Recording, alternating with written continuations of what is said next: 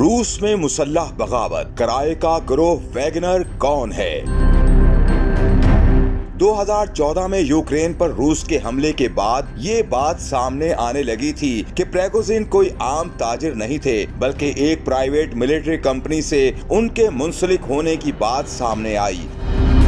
सबसे पहले मशरकी डोंबास के इलाके में इस निजी फौज के यूक्रेन की अफवाज से लड़ने की इत्तला मिली थी। इसे आम तौर पर वैगनर के नाम से जाना जाता है। यूक्रेन के अलावा वैगनर पूरे अफ्रीका और दीगर इलाकों में सरगर्म थे। ये ग्रुप हमेशा ऐसे काम अंजाम दे रहा था जिससे क्रेमलिन के एजेंडे को आगे बढ़ाया जा सके।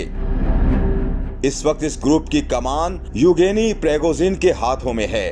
वैगनर ग्रुप को दमत्री योटकन नामी शख्स ने बनाया था। वो 2013 तक रूसी स्पेशल मिलिट्री स्क्वाड में शामिल रहे।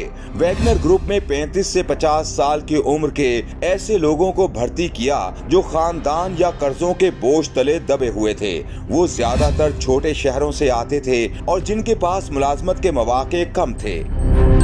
उनमें से कुछ चेचनिया के तनाज़ात में और कुछ रूस जॉर्जियाई जंगजुओं में शामिल थे। उन्हें जंग का तजुर्बा था।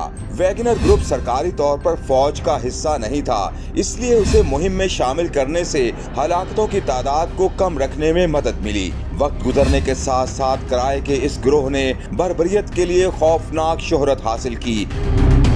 वैगनर के अरकान पर इल्जाम है कि उन्होंने 2017 में एक शामी कैदी को हथौड़े से तशद्दुद का निशाना बनाया, उसका सर कलम किया और फिर उसके जिस्म को आग लगा दी।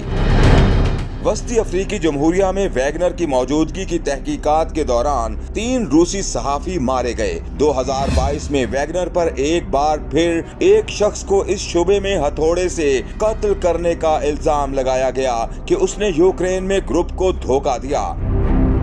यूरोपीय पार्लियामेंट के अरकान की जानिब से वैगनर को दहशतगर्द ग्रुप के तौर पर नामजद करने का मुतालबा करने के बाद प्रिगोजिन ने दावा किया कि उन्होंने सियासतदानों को खून आलूद हथौड़ा भेजा था। अमेरिका, यूरोपीय यूनियन और बरतानिया ने वैगनर पर कई पाबंदियां आयद कर रखी हैं, लेकिन इसे रूस में काम करने की इजाजत है।